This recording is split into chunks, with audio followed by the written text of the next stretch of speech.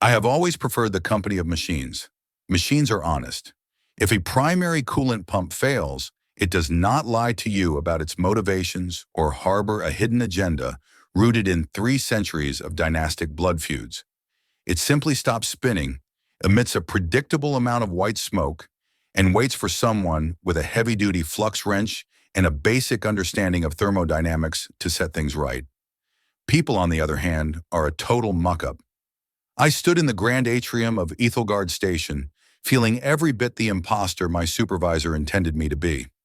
My formal dress uniform, a stiff, midnight blue monstrosity that smelled of industrial dry cleaning and broken dreams, chafed against my neck. I looked like a soldier but felt like a fraud. Down in sub-level 9, I was the king of the atmospheric processors. Up here, under the shimmering crystalline chandeliers of the Kronos Ballroom, I was just a decorative piece of scenery meant to show the Thalaxian delegation that we weren't all grease-stained grunts. "Smile, Vance," my boss, Director Miller, had hissed into my ear earlier. "The Thalaxians value aesthetic harmony. If you look like you're suffering from a severe case of gastric distress, they'll think we're neglecting the environmental systems." "I am suffering," I'd muttered back, "from an acute lack of oxygen and a surplus of pretentious appetizers." The gala was a glittering fever dream. I watched a group of diplomats from the Krell Hive navigate the buffet, their chitinous carapaces clicking against the silver platters as they sampled something that looked like glowing seaweed. The air was thick with the scent of 17 different atmospheric mixtures, each one carefully balanced by the very scrubbers I'd calibrated 36 hours ago. I could hear the faint hum of the ventilation fans, a steady 60-cycle vibration that was the only thing keeping my sanity tethered to the floor. I retreated toward a viewport, desperate for a glimpse of the Kronos gas giant. It hung in the blackness like a bruised jewel, its violet clouds swirling in eternal, majestic storms. Out there, the laws of physics were absolute. In here, the laws were whatever the richest person in the room decided they were. I was contemplating the structural integrity of the reinforced glass and wondering if a tactical retreat to the lavatory would be noticed when the crowd shifted. The music, a haunting arrangement of Thalaxian resonance harps, dipped into a lower register. A path cleared through the center of the hall, and for a moment, the chatter of 300 dignitaries died down to a respectful murmur. She walked with the grace of someone who had never known the weight of gravity. Princess Xylera. I'd seen her on the news feeds, of course. Every human on the station knew her face. The elegant, tapered ears that swept back like a hawk's wings. The skin that seemed to hold the faint, pearlescent glow of a dying star. And hair the color of a nebula. But the vids didn't capture the sheer intensity of her presence. She wasn't just royalty, she was a biological event. She was surrounded by her honor guard, a group of warriors in bronze alloy plating that looked more like sculpture than armor. They moved with a synchronized lethality that made my engineering brain think of high-precision servos. Beside her walked Arch-Exarch Voth, an elderly Thalaxian whose skin markings were dark and jagged, indicating a life spent in the cold halls of traditionalist power. I should have looked away. I should have turned my gaze back to the swirling violet clouds of Kronos. But as she moved past my section of the ballroom, her head turned. Our eyes met. Hers were a deep, fathomless indigo, the kind of color you only see when you're staring into the heart of a singularity. She looked tired, not the physical tiredness of a long journey, but the soul-deep exhaustion of a person who had spent the last 4 hours being spoken at, analyzed, and managed. In that split second, I saw myself in her. I saw another person trapped in a suit they didn't want to wear, at a party they didn't want to attend, surrounded by people who didn't actually see them. So I did the only thing that felt natural. I didn't bow. I didn't offer a practiced greeting. I smiled. It wasn't a consort-level grin. It was a crooked, tired, "we're both in hell, aren't we?" kind of smile. The kind of look you give a fellow survivor across a battlefield. Xylera stopped dead. The entire procession halted behind her. Arch-Exarch Voth almost tripped over his own robes, his face darkening to a bruised purple. The silence in the room became absolute, a vacuum that sucked the air right out of my lungs. Her eyes widened. The bioluminescent patterns on her neck, delicate vine-like scrolls, flared into a brilliant, pulsing azure. It was like watching a fuse being lit. She didn't look away. If anything, she leaned forward, her gaze boring into mine with a sudden, terrifying clarity. Then she smiled back. It wasn't a polite royal acknowledgement. It was a radiant, blindingly certain expression that felt like a physical strike to my chest. It was the smile of someone who had just found a missing limb. And then, just as quickly as it had happened, the moment shattered. An assistant bumped into me, spilling a tray of synthetic champagne down my sleeve. By the time I'd wiped the fizz off my cuff and looked up, the princess was already being ushered toward the high dais by a frantic Voth. "What the hell was that, Vance?" Miller whispered, appearing at my elbow like a vengeful ghost. "What was what?" I asked, my heart hammering against my ribs like a trapped bird. "The look. The thing. You just stared at the princess like you were checking her for a coolant leak." "I was being polite, sir," I said, my voice sounding distant even to me. "I just smiled." "Don't do it again," Miller hissed. "You're an engineer, not a diplomat. Go find a corner and stay there until this farce is over." I was happy to oblige. I spent the next hour hiding behind a large ornamental fern, nursing a glass of water and trying to figure out why my skin felt like it was humming at a frequency I couldn't hear. I escaped the gala exactly 63 minutes after it began. I walked back to my quarters in the engineering ring, the silence of the corridors a balm after the sensory overload of the ballroom. I took off the uniform, threw it into the recycler with more force than necessary, and climbed into my worn jumpsuit. I sat by my small viewport, watching the shadows of the moons drift across Kronos. I told myself it was nothing. I told myself she was a princess, and I was a guy who knew how to fix a broken carbon scrubber. We were ships passing in the night. Except, as I drifted off to sleep, I could still see that indigo gaze, and I could still feel that weird electric hum in my marrow. I woke up at 0600 to a sound I'd never heard in my quarters. It wasn't the standard maintenance alarm. It was the high-priority chime of a diplomatic summons. I sat up, rubbing my eyes. "Computer. Status. Engineer Kalen Vance," the synthesized voice chirped. "You are required to report to Diplomatic Briefing Room 4 immediately. Security clearance has been temporarily elevated to Tier 2. I stared at the console. "For what? Did the life support in the ballroom flatline?" "The reason is classified, Engineer Vance. Security personnel are currently en route to escort you." I barely had time to pull on my boots before two members of the station's elite guard were at my door. They didn't look like they were there to discuss air filters. They looked like they were arresting a high-value fugitive. "This way, sir," the taller one said.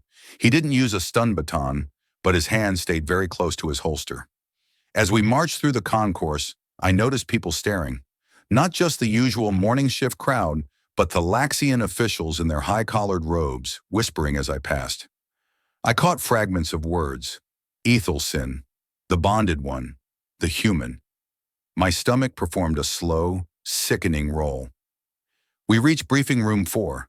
The heavy doors cycled open, and I was ushered inside. The room was full. Miller was there, looking like he'd aged 10 years overnight. The station administrator, a stern woman named Holloway, sat at the head of a mahogany table. And at the far end, looking perfectly composed in a gown of shimmering silver, was Princess Silera. When I entered, she stood up. "Kalen," she said. Her voice wasn't just a sound. It was a resonance that vibrated in my chest. I froze. "Your Highness, I think there's been a massive misunderstanding. If this is about the smile, I was just being—" "The Kashara," Archexarch Voth interrupted, his voice like grinding stones. He stood beside her, his hands trembling with rage. "The boy claims it was an accident, an insolent human accident." "It was no accident, Voth," Zelara said softly, her eyes locked on mine. "The soul does not make mistakes.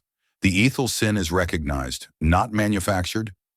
She turned to the administrator, her voice carrying a weight of authority that made the room feel 20 degrees colder. "Station Administrator Holloway," the princess announced. "Under the sacred statutes of the hegemony, the bond has been sealed, I am here to formally introduce my future husband. She pointed a long, elegant finger directly at my chest.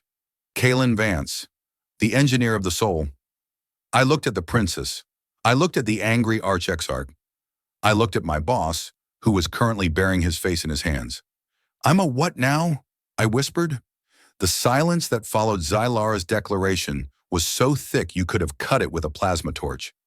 I could hear the faint tick-tick-tick of the room's auxiliary environmental sensor, a sound that usually comforted me but now felt like a countdown to my own execution. I'm sorry, I said, my voice cracking just enough to be embarrassing. I think the translator might be glitched. Did you say, husband? The translation is precise, Kalen Vance, Xylara replied. She moved around the table with that terrifying liquid grace, stopping only when she was a few feet away. Up close, her skin didn't just glow. It shimmered with intricate bioluminescent maps that shifted like the tide.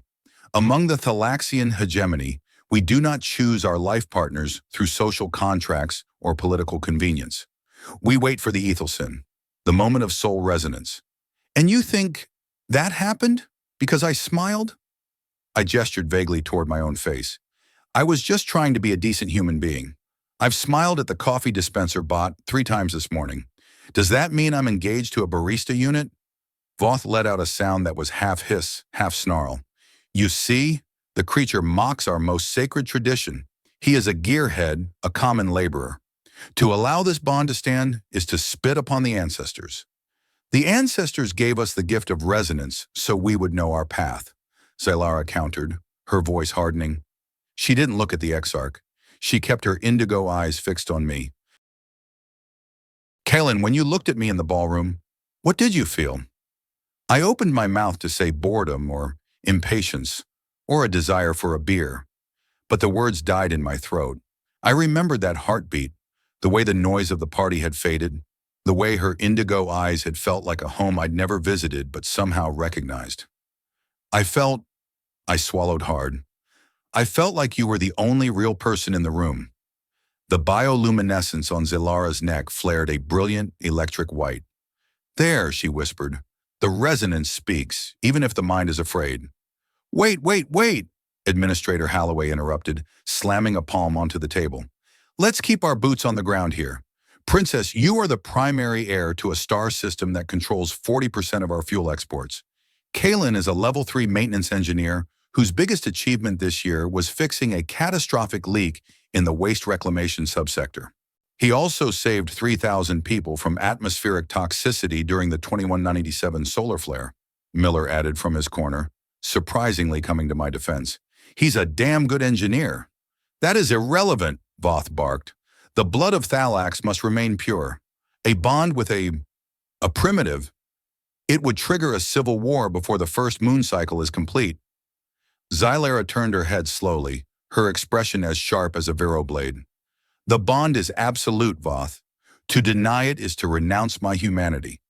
Do you suggest I become a wraith, a soulless thing?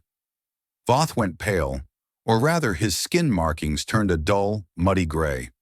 He looked at me, and if looks could vent a person into the vacuum, I'd have been a frozen corpse 5 seconds ago.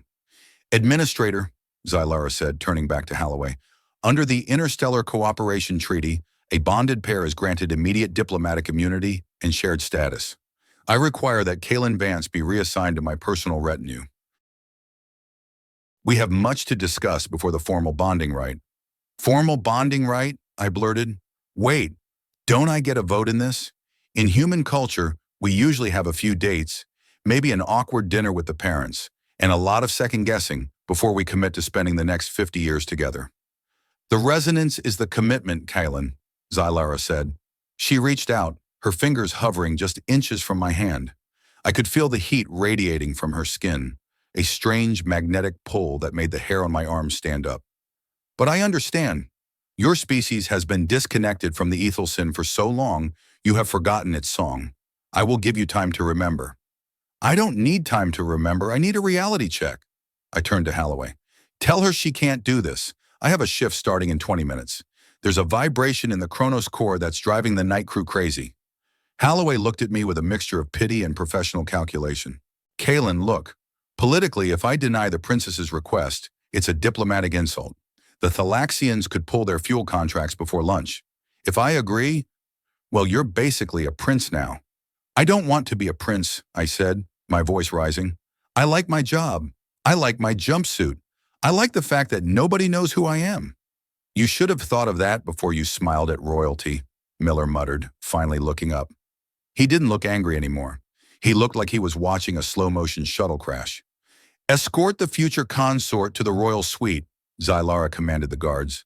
She looked at me, and for a fleeting moment, the regal mask slipped. I saw a flash of genuine hope, of a terrifying vulnerability that mirrored my own fear. I will join you shortly, Kalen. Please, do not try to run. The station is large, but our souls are already linked. I will find you. The guards didn't give me a choice. They led me out of the briefing room, through the high-security corridors I usually only entered when a sensor array failed. We passed the engineering wing, and I saw my buddy, Jax, standing by a heavy-duty storage locker. "Vance!" he called out, his eyes wide as he saw the elite escort. "What happened? Did you finally blow up the recycler?"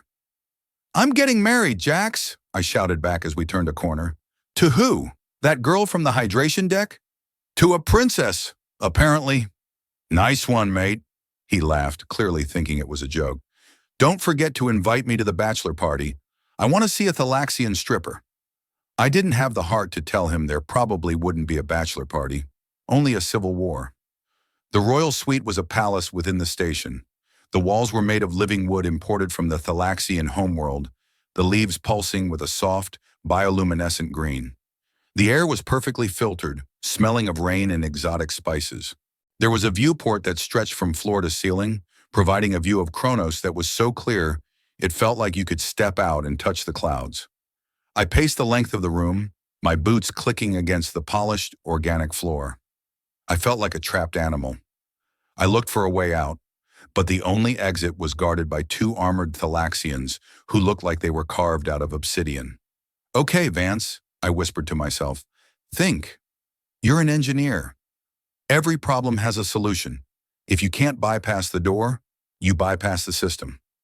I looked at the ventilation grate near the ceiling. It was standard station issue. If I could get up there, I could navigate the service ducts, drop down into the maintenance sublevels, and disappear into the guts. I'd lived in the station for 5 years. I knew the vents better than I knew my own mother's face. I dragged a heavy carved chair toward the wall. I climbed up, reaching for my belt. I always carried a small multi-tool, the Swiss Army knife of the 23rd century. I just popped the first screw on the vent cover when the door cycled open. I froze, one hand on the grate, the other holding a vibrating sonic driver. Xylara stood in the doorway. She wasn't wearing the silver gown anymore. She was in a simple dark tunic that showed the pulsing patterns of light on her arms. She looked up at me, then at the half-open vent. "The air quality in this room is optimal, Kalen," she said, a hint of amusement in her indigo eyes. "Are you attempting to recalibrate the flow, or are you trying to crawl into a dark, dusty hole?" I climbed down slowly, feeling like a teenager caught sneaking out after curfew. I noticed a slight turbulence in the intake. "Just habit." "You are a terrible liar," she said, stepping into the room. She gestured for the guards to close the doors and leave us. When the latch clicked, she sighed, the tension leaving her shoulders. "I do not blame you for wanting to flee. Voth is enough to make anyone seek the vacuum of space." "It's not just him," I said, setting the multi-tool on the table. "Princess, look at me. I'm a mess. I haven't brushed my hair in 3 days. I have a permanent grease stain on my left thumb, and I think I'm technically allergic to formal gatherings. You're a goddess of the hegemony. This isn't a bond. This is a mistake in the cosmic wiring." "Come here," she said. It wasn't a command. It was a request. I hesitated, then walked toward her. She reached out and took my hand. Her skin was soft, but the moment our palms met, the hum in my bones became a roar. It wasn't just physical. I felt a rush of emotions that weren't mine. A deep, ancient loneliness, a crushing sense of duty, and a sudden, sharp spike of joy that felt like a sun flare. I gasped, trying to pull away, but she held on. Do you feel it? She whispered. That isn't human logic, Kalen. That is the resonance. My people believe that long ago all sentient races had this gift, but your people chose a different path. You buried your souls under metal and measurement. We call it being practical, I grumbled, though my heart was racing. It is not practical to be alone in a crowded universe, she said. She looked at my hand, her fingers tracing the rough calluses on my palm. Voth wants to destroy you because he fears the change you represent.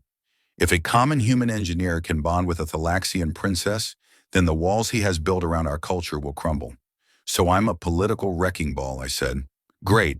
I've always wanted to be a target for an ancient, xenophobic empire. I will protect you, she said, her indigo eyes glowing with a fierce light. But I need you to stay. I need you to fight for this. For us. Why? I asked. You don't even know me. I know the shape of your soul, she said. It is the only thing worth knowing. Before I could respond, the room shook. It wasn't a seismic tremor.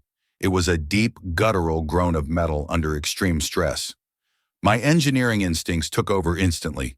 I dropped her hand and ran to the wall console, my fingers flying over the holographic interface. That wasn't a moonquake, I muttered, scanning the diagnostics. That was the Kronos core.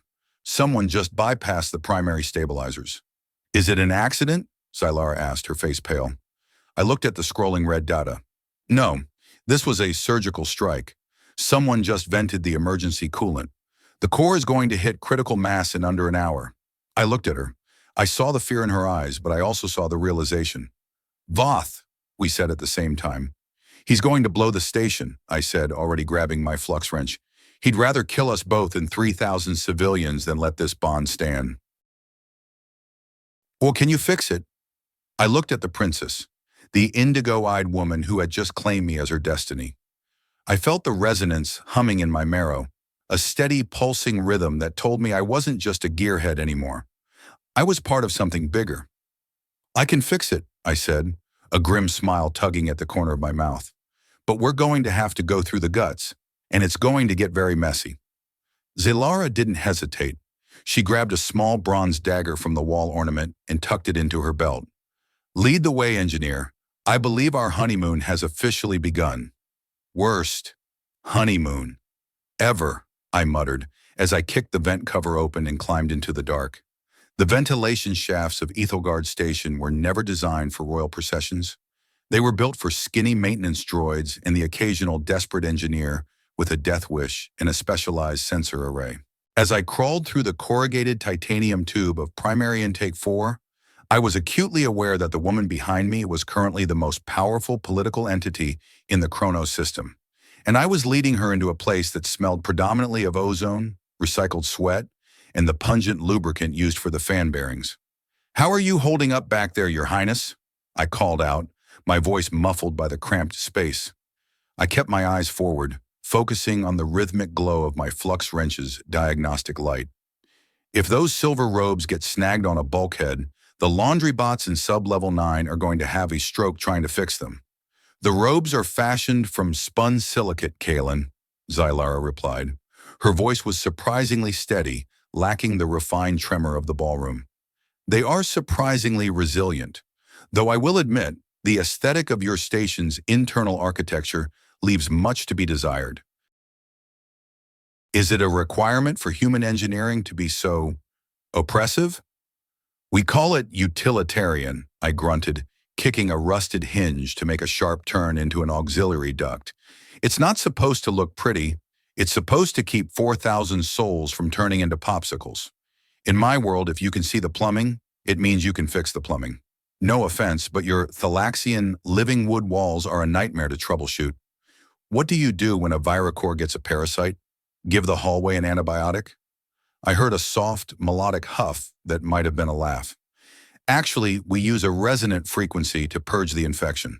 But I take your point. Your machines have a brutal honesty to them. They do not pretend to be something they are not. The resonance she'd mentioned, the ethel sin, wasn't just a metaphor. As we crawled deeper into the station's guts, the sensation grew. It was like having a second heartbeat thrumming in the base of my skull. When she moved, I felt a ghost of the motion in my own muscles. When her hand slipped on a slick patch of grease, A jolt of alarm shot through my nervous system before she'd even made a sound. It was invasive, terrifying, and strangely grounding. For 32 years, I had been a singular entity, a lone gear turning in a vast, indifferent machine. Now the machine had a second gear, and we were locked in a ratio I didn't understand. "We're coming up on junction 47, I whispered, slowing down. "This is where the maintenance shafts intersect with the main gravity well. It's a drop of about 20 meters to the catwalks above the Kronos core. If Voth's goons are serious about this sabotage, they'll have a lookout near the manual override. They will be looking for a diplomatic envoy or a squad of station security," Xylara said, her voice dropping to a predatory whisper.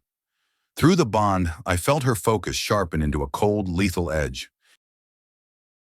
"They will not be looking for an engineer and a princess in a dust-choked tube." I reached the end of the duct and pressed my face against the steel mesh of the grate. Below us, the heart of Athelgard hummed with a sick, erratic rhythm. The Kronos core was a massive, rotating cylinder of stabilized dark matter, held in place by 12 electromagnetic pylons. Usually it glowed with a soft, steady violet light, mirroring the gas giant outside. Tonight it was pulsing a jagged, angry crimson. Steam vented from the secondary pressure valves in rhythmic bursts, making the catwalks shiver. I saw them then, 4 Thalaxian warriors in non-ceremonial combat gear, the jagged, dark plating of Voth's personal sect. They weren't just standing guard, they were actively feeding a bypass program into the primary diagnostic terminal. "Scrap metal and static," I cursed under my breath. "They're not just venting coolant. They're trying to force a harmonic resonance in the pylons. If those things go out of sync, the dark matter destabilizes. The resulting blast wouldn't just take out the station, it would crack Europa's crust like an eggshell." "I recognize the captain," Xylara whispered, her indigo eyes flaring with a dangerous light. "Kalen of the Iron Gate. He was my father's most trusted tactician until Voth whispered poison in his ear. He is a wraith soul, a man who believes that Thalax should rule the stars through fear rather than harmony." "Well, Captain Iron Gate is about to have a very bad day at the office," I said, reaching into my toolkit. I pulled out 2 small heavy cylinders, magnetic induction clamps. "Stay here. When I drop, I need you to wait for my signal." "Kalen, you are a maintenance worker, not a commando," she said, her hand catching my ankle. The contact sent a surge of protective warmth through me that nearly knocked me sideways. "You cannot fight 4 elite warriors with a wrench." "I'm not going to fight them," I said, looking back at her. The bioluminescence on her face was pulsing in a frantic rhythm, reflecting her concern. "I'm going to out-engineer them. In this environment, the machines are on my side. I've spent 5 years whispering to these pumps, Xylara. They know my voice." I popped the screws on the grate with a silent flick of my sonic driver. I didn't give her a chance to argue. I slipped through the opening, hanging by my fingertips for a split second before dropping onto the shadows of a support pylon. I landed with a dull thud that was swallowed by the roar of the venting steam. The guts was a cathedral of noise and heat. The air was thick with the smell of ionized particles, the scent of the void, as the veterans called it. I moved like a ghost through the familiar maze of pipes and conduits. To Voth's men, this was a high-risk combat zone. To me, it was my backyard. I reached the primary coolant manifold, a massive knot of brass and steel that regulated the flow to the core's stabilizers. One of the warriors was standing 5 meters away, his back to me, eyes scanning the catwalks. I didn't engage. Instead, I slapped one induction clamp onto the manifold's emergency release valve and the other onto a nearby electrical conduit. With a few taps on my multi-tool, I slaved the clamp's magnets to the station's internal comm ping. I took a deep breath and opened a wideband frequency to the terminal where the captain was working. "Hey, Kalen!" I shouted, my voice echoing through the chamber. The 4 warriors spun around, their energy halberds flaring to life with a crackle of static. The captain, a scarred man with skin the color of old lead, stepped toward the railing. "Who goes there?" he barked in a voice that sounded like grinding glass. "Show yourself, human muck!" "I'm the guy who's about to fire you," I said, stepping out into the flickering red light of the core. I held up my multi-tool. "You're standing on Catwalk 12. Did you know that Catwalk 12 is structurally tied to the vibration dampeners of the primary manifold?" "No?" "Well, you really should have read the technical manual. Kill him, Kalen commanded, gesturing to his men. Wait for it, I whispered. As the first warrior leaped across the gap, I slammed the enter key on my tool. The induction clamps triggered. The manifold didn't explode. That would have been sloppy. Instead, it triggered a localized high-pressure steam vent directly beneath the warriors. A wall of white, superheated vapor erupted with the force of a shuttle engine. The warriors were thrown backward, their thermal sensors blinded, their footing lost on the slick metal. Kalen roared in fury, swinging his halberd wildly, but he was fighting the air. Now, I yelled. Xylera didn't drop. She glided. She plummeted from the vent like a falling star, her silver robes billowing behind her. She struck the catwalk with the precision of a hawk, her bronze dagger glowing with a fierce, resonant light. Before the warriors could recover from the steam, she was among them. I've seen combat vids of the Thalaxian military, but seeing the Ethelsin in action was something else entirely. She wasn't just fighting, she was moving in a predetermined pattern, her blade finding the weak points in their armor before they even committed to a block. Through the bond, I felt her pulse. It was calm, cold, and utterly certain. One warrior tried to circle behind her. Without even turning her head, she spun, her boot catching him in the chest and sending him over the railing. He disappeared into the violet mists of the lower sump with a fading cry. I didn't just stand there and watch. I ran for the diagnostic terminal. Vance, get that bypass cleared. Xylera shouted, her blade clashing against Kalen's halberd. The captain was stronger than the others, his movements heavy and brutal. The core is reaching the 10% threshold. I'm on it! Keep the brass heads off my back! I slid into the terminal seat, my fingers flying across the holographic keys. It was a mess. Voth's tech priest had uploaded a worm that was eating through the core's logic gates, overwriting the safety protocols with gibberish. Every time I tried to isolate a sector, the worm jumped to another node. Come on, you digital bastard, I hissed. Think, Kalen. It's a machine. It has a soul, just like she says. I closed my eyes. I stopped looking at the flickering red screens and started listening. I felt the vibration of the catwalk through my boots. I felt the heat of the core against my skin.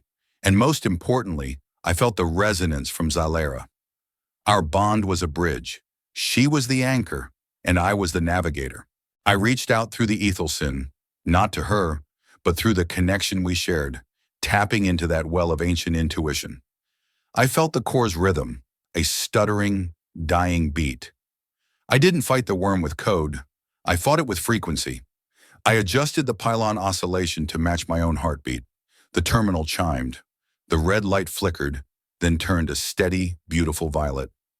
Stabilizers re-engaged, I breathed, wiping sweat from my eyes. The dark matter's back in the bottle. I looked up just in time to see Xylera disarm Kalen. Her dagger was at his throat, her indigo eyes burning with a light that seemed to fill the entire chamber. The captain looked at her, not with fear, but with a twisted kind of awe. You have chosen a gear turner over your own kind, princess, he spat. The hegemony will burn for this. The hegemony was already burning under the weight of men like you, Kalen, she replied. She didn't kill him. She slammed the hilt of her dagger into his temple, and he crumpled into a heap of bronze and silk. The steam began to clear. The silence that returned to the chamber was no longer sick. It was the healthy, heavy hum of a machine doing its job. I stood up, my legs feeling like they were made of overcooked noodles. Xylera turned to me. Her robes were torn, her skin was smudged with soot, and she looked more beautiful than she had in the ballroom. The bioluminescence on her neck was a soft, steady glow of relief. You fixed it, she said, her voice trembling slightly. You listened to the heart of the station. It was a team effort, I said, leaning against the terminal. Though I think I've earned a serious promotion after tonight, or at least a very long nap. The danger is not over, Kalen, she said, walking toward me. She stopped an inch away, the resonance between us humming like a live wire. Voth will not stop. He has seen that the bond is real. He has seen that a human can speak the language of Thalax. Yeah, well, he's going to have to get in line, I said, a tired smile tugging at my mouth. I still have a coolant leak in Junction 12 to deal with. She reached out and touched my cheek. Her fingers were warm, and for the first time I didn't want to pull away. The cynicism that had been my armor for a decade felt thin, brittle, and utterly useless. "You are no longer just an engineer, Kalen Vance," she whispered. "You are the heartbeat of this alliance, and I will not let them silence you." I looked into those indigo eyes and realized she was right. I wasn't just a gearhead anymore. I was a target. I was a prince. I was a man who had smiled at a stranger and accidentally found his purpose. "Great," I muttered. "I guess I really should have stuck to the birthday clown." We didn't have time to celebrate the fact that we hadn't been vaporized into stardust. Ethelgard Station was technically stable, but the political atmosphere was currently hovering somewhere between a riot and a coup d'etat.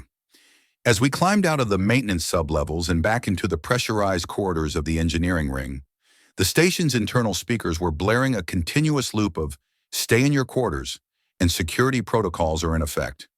It was the kind of automated calm that usually precedes a total breakdown of order. "We need to get to the command deck," Xylara said, her hand still resting near the bronze dagger at her hip. "If Voth has control of the communications array, he will broadcast his own version of tonight's events. He will claim the humans sabotaged the core and that I was forced to flee for my safety." "The old blame the grease monkeys routine," I said, checking the charge on my flux wrench. "Classic. My boss Miller probably has a form for that already. But he's not going to reach the array if I have anything to say about it. I know a shortcut through the hydroponics bay that'll put us right behind the command deck's secondary security hub." We moved quickly, sticking to the shadows of the secondary thoroughfares.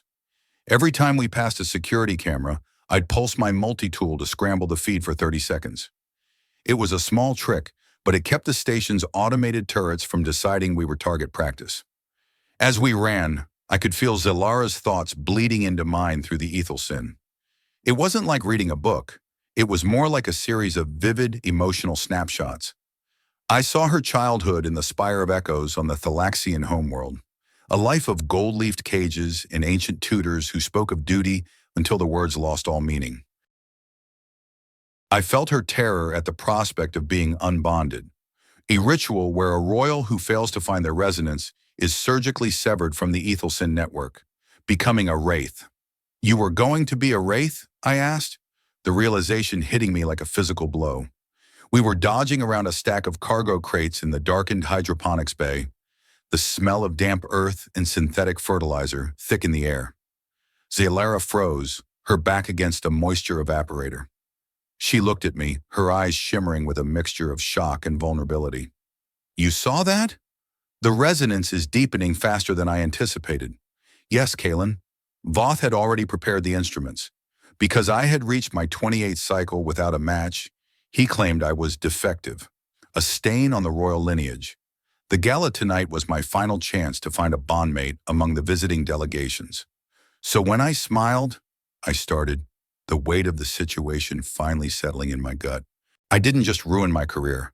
I saved you from being hollowed out." "You did more than that," she said, stepping closer. The bioluminescent vines on her skin were pulsing a soft, grateful violet. "You gave me a reason to believe that the universe isn't just a series of cold calculations. My people have spent centuries perfecting the Ethelsin, turning it into a tool of statecraft.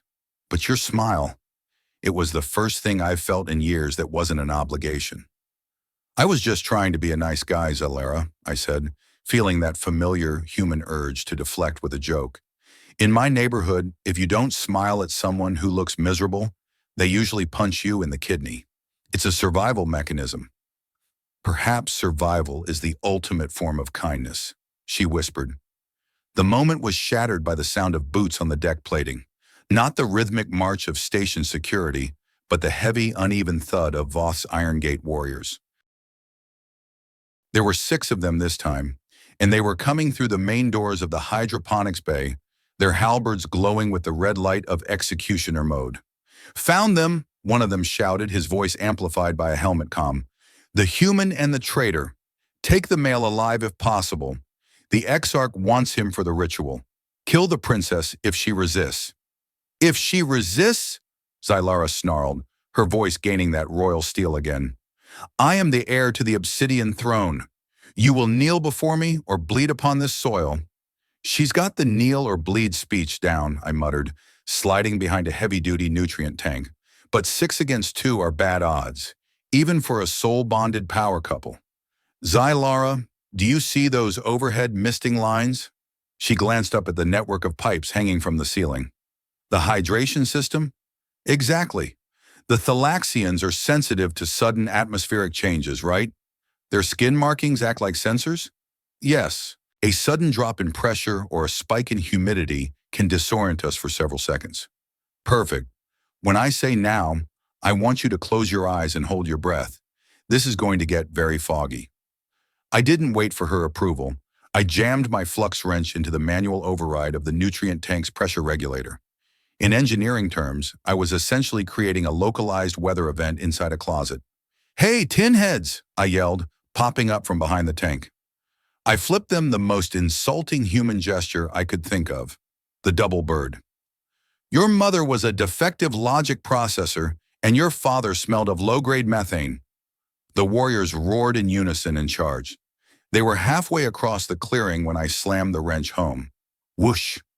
The high-pressure misting system didn't just spray water, it dumped 300 liters of super-oxygenated nutrient solution into the air in a single explosive burst.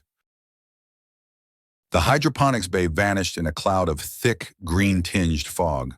It was so dense I couldn't see my own hand in front of my face. But I didn't need to see. Through the ethyl sin, I could feel Zylara. She was a beacon of heat and intent in the cold mist. And I could feel the warriors, 6 jagged spikes of confusion and irritation. "Left, 10 degrees, I shouted, the information flowing through me like a blueprint. "The tall one is stumbling." I felt Zylara move. She didn't need eyes. She was using our shared resonance to navigate the chaos. I heard the shing of her blade, followed by a dull thud. 5 warriors left. "Forward, 3 meters! Duck!"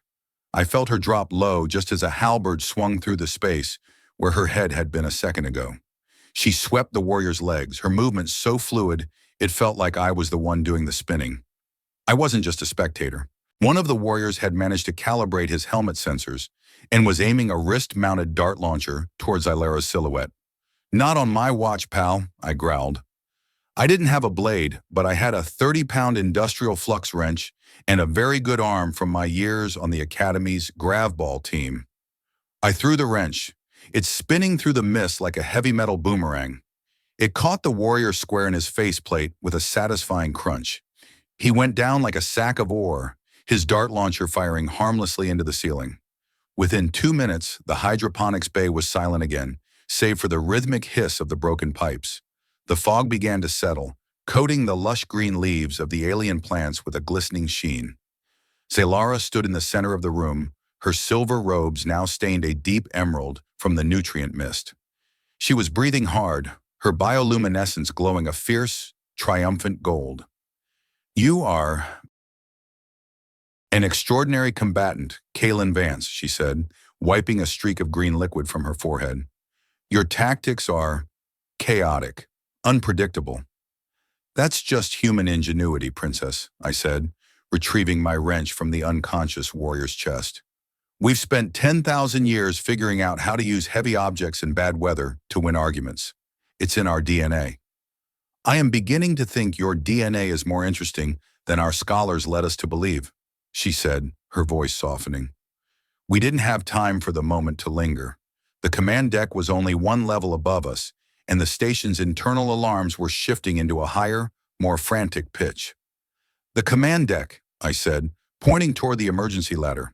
"If we don't get there in 5 minutes, Voth is going to lock down the entire station, and we'll be trapped in the engineering ring until his reinforcements arrive from the Thalaxian fleet." We climbed the ladder, emerging into a narrow service corridor that ran parallel to the main bridge. I could hear voices through the reinforced bulkheads, the frantic chatter of human technicians, and the booming, authoritative commands of Arch-Exarch Voth. "He's already there," Zylara whispered, her hand tightening on her blade. "He's taken the bridge." "I can bypass the side door," I said, my fingers already dancing across a small access panel near the floor. "But the second I open it, every guard in that room is going to open fire. Zylara, if we do this, there's no going back. You'll be declaring open war on your own exarch." She looked at me, and for a heartbeat, I felt the full weight of her resolve. It wasn't just about her survival anymore. It was about the future of her people and the strange, stubborn human who had stumbled into her life. Voth has already declared war on the soul, she said. I am merely the one who will end it. Open the door, Kalen. Let us show them what a bonded pair can do. I took a deep breath, braced my wrench, and overridden the lock. The door hissed open, and we burst onto the bridge of Ethelgard Station. The scene was a nightmare. Administrator Halloway was being held in her seat by two Thalaxian guards. Miller was face down on the floor, his hands zip-tied behind his back. And at the center of the room, standing at the primary communications console, was Voth. He looked up as we entered, his jagged skin markings flaring a dark, toxic red. So the gear monkey and the defective princess have returned, Voth sneered, his voice dripping with contempt. You are too late. I have already sent the signal. The Thalaxian vanguard will be here in 20 minutes to stabilize this station and take custody of the royal heir. The only thing you've stabilized is your own death warrant, Voth, Zylera said, her voice echoing through the bridge like a thunderclap. I am Zylera of the Obsidian Throne, and I command you to stand down. You command nothing, Voth roared, gesturing to the guards. Kill the human! Bring me the girl! The bridge erupted into chaos. The human security officers, seeing their chance, began to fight back against their Thalaxian captors. Energy fire hissed across the room, shattering holographic displays and melting console panels. I dove for the primary environmental control station, knowing that if I could get to the life support overrides, I could end this without another shot being fired. But a warrior intercepted me, his halberd carving a deep groove into the metal floor inches from my feet. Out of the way, scrap heap! I yelled, swinging my wrench with desperate force. He blocked the blow easily, the impact vibrating up my arms and rattling my teeth. He was twice my size and trained for this, since he could walk. I was an engineer who'd spent too much time eating synthetic donuts and reading technical manuals. I was going down. I could feel it. He raised his halberd for the killing blow. And then I felt it. The Ethel Sin didn't just pulse, it exploded. Time seemed to slow down. I wasn't just Kalen Vance anymore. I was part of a larger network. I saw the warrior's movement before he made it. Not because I was psychic, but because I could feel the microscopic shift in the air, the tension in his muscles, the resonance of his armor. I didn't block. I moved. I stepped inside his guard, my movement so fast it felt like a glitch in reality. I jammed my flux wrench into the power coupling of his halberd and twisted. Zap! The weapon overloaded, sending a massive feedback loop into the warrior's armor. He stiffened, his bioluminescence flaring once before he collapsed into a heap of short-circuited bronze. I stood there gasping for air, my heart hammering against my ribs. I looked across the bridge and saw Zylera. She had just finished subduing the other two guards, her blade held at Voth's throat. She looked back at me, her eyes wide with a strange, dawning realization. Kalen, she whispered, her voice trembling with wonder. Your resonance. It was perfect. I don't know what happened, I said, looking at my hands. They were still shaking, but the electric hum in my bones was stronger than ever. I knew where to move. Because you were listening, she said. Voth, pinned against the console, let out a jagged, rattling laugh. It means nothing. The fleet is coming. You cannot stop them with a wrench and a smile. Maybe not, I said, stepping toward the communications terminal. But I can stop you from talking to them. I reached for the main transmitter, but as my hand hovered over the holographic controls, a new alarm began to wail. It wasn't a station alarm. It was a long-range sensor ping. Something massive was dropping out of jump space right on top of us. The Vanguard? Zylera asked, her face pale. I looked at the sensor readout and felt my stomach drop into my boots. No, I said, my voice barely a whisper. That's not a Thalaxian signature. That's a Krell swarm carrier, and it looks like they brought company. I looked at Voth. He looked just as surprised as we were. The Krell, he stammered. Why would they? Because while you were busy playing Species Purity, you left the back door open, Exarch. I snarled, my fingers flying across the keys. They're not here to stabilize the station. They're here to harvest it. I looked at Zylera. The bond between us was screaming now. a high-pitched, resonant tone of pure, unadulterated danger. "Okay," I said, grabbing my wrench and squaring my shoulders. "New plan. We save the station from the giant space bugs, and then we figure out the wedding seating chart." "A sound strategy, my intended," Xylara said, her blade glowing with a lethal violet light. Outside the viewport, the stars began to vanish as a massive, chitinous shadow drifted across the sun. The Krell had arrived, and the guts of Ethelgard were about to get a whole lot messier. The viewport of the command deck didn't just show the stars anymore. It showed a wall of clicking, segmented horror. The Krell swarm carrier was a jagged obsidian needle the size of a small mountain, and it was currently vomiting thousands of chitinous boarding pods toward Ethelgard's hull. The Krell didn't use docking clamps or diplomatic protocols. They used high-velocity kinetic slugs that punched through reinforced plating like a hot needle through synthetic butter. "Bug-brained bastards," I growled, my fingers dancing across the environmental console. I wasn't a tactical officer, but I knew the station's skin better than any soldier. "They're targeting the thermal exhaust ports. If they clog those, we don't explode. We just slow cook in our own heat waste." Kalen, the bridge is lost if we stay here," Xylara said. She was standing over Arch-Exarch Voth, who was currently a shivering heap of bruised pride and jagged skin markings. The bridge was a wreck of shattered holograms and moaning technicians. "The Krell will prioritize the command hub. We have to go deeper." "Deeper is where the problems are, Princess," I said, slamming a manual override that sealed the bulkhead doors. "But you're right. If we stay here, we're just sitting ducks in fancy suits." "Where?" she asked, her indigo eyes pulsing with a frantic violet light. "The subneural hub. It's located in the center of the gravity well, 400 meters below the residential ring. It's the only place on the station with its own independent life support and a direct hard line to the Kronos core. If I can get into the hub, I can turn the station's internal gravity into a weapon. I can make those Krell boarders feel like they're walking through high-density lead." "Then we move," Xylara commanded. She grabbed Voth by the collar of his ornate robes, hauling him to his feet with a strength that belied her lithe frame. "You are coming with us, Exarch. If the station falls, you will be the first to meet the Krell's digestive enzymes." "This is madness," Voth shrieked, his voice cracking. "The resonance is a lie. This human has poisoned your mind, Xylara. The Krell are a judgment upon us for this biological filth." "Shut it, tin head," I snapped, leading them toward the emergency lift. "Or I'll vent the oxygen in this elevator and see how long your purity keeps you breathing." The lift ride was a descent into a mechanical nightmare. Ethelgard groaned as boarding pods impacted the outer rings. Every few seconds, a distant explosion rattled the cables, sending showers of sparks from the ceiling. Through the Ethelsin, I could feel Xylara's terror, but underneath it, there was a growing, white-hot spark of something else. Purpose. For the first time in my 32 years, I wasn't just fixing a machine because it was broken. I was fixing it because I was the only one who could. I had always viewed my job as a series of chores to be completed so I could return to my quiet corner.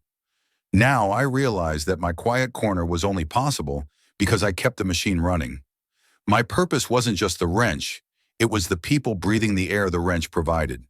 "Kalen," Xylara whispered, her hand finding mine in the flickering light of the lift. The resonance between us was no longer a hum.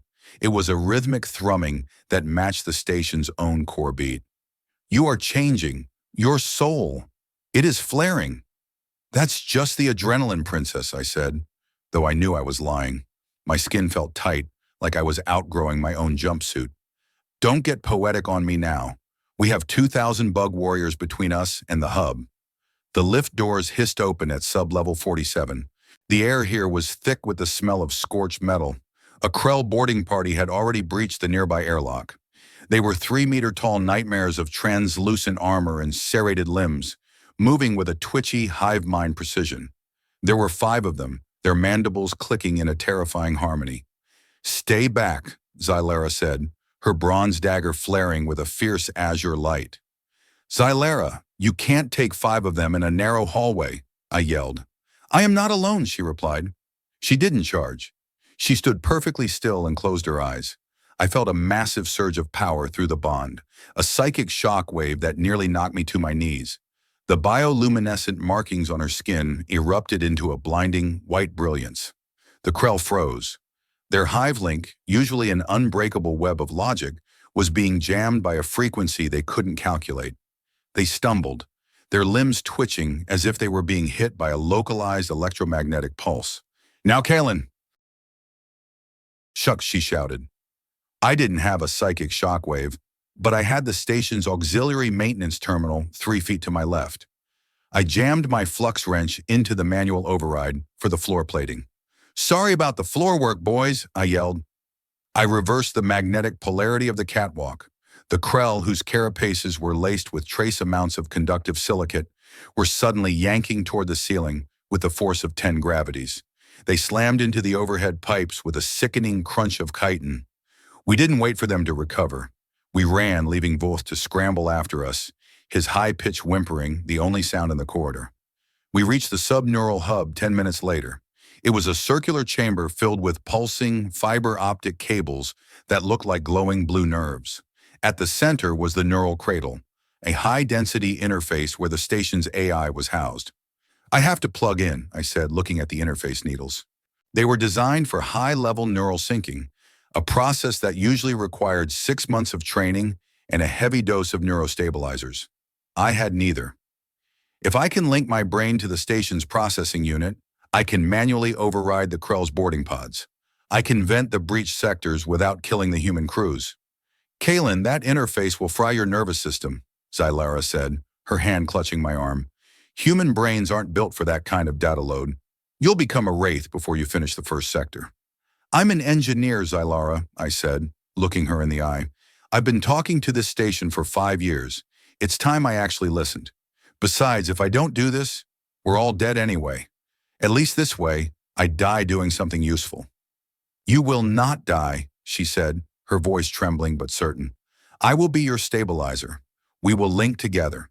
The ethel sin will act as a bridge, distributing the data load between our souls." "That's illegal, sacrilegious, and probably impossible," Voth sputtered from the doorway. "A human merging with the royal resonance?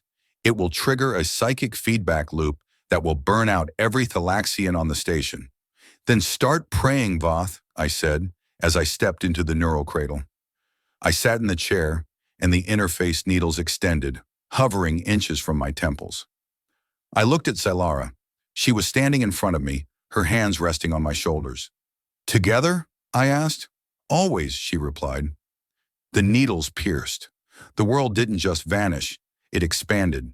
I wasn't Kalen Vance anymore. I was Ethelgard. I felt every microfracture in the hull, every flickering light strip in the residential ring, and every terrified heartbeat of the 4,000 souls on board. The data stream was a roaring waterfall of fire, threatening to wash away my memories, my name, my very self. I screamed, the sound echoing both in the room and through the station's internal comms. Too much noise, too much broken metal. Then I felt her. Zylara's presence was a cool, steady hand in the middle of the fire. She took the roaring data and organized it, turning the chaos into a blueprint I could understand. Through the bond, she filtered the station's pain, allowing me to focus on the systems. But as our minds merged, something happened that neither of us expected. Deep within the station's ancient human-built archives, databanks that had been sealed since the first settlers arrived 3 centuries ago, something woke up. It wasn't a program. It was a memory. I saw visions of Earth, not the cold, gray world of the history books, but a planet of vibrant resonance.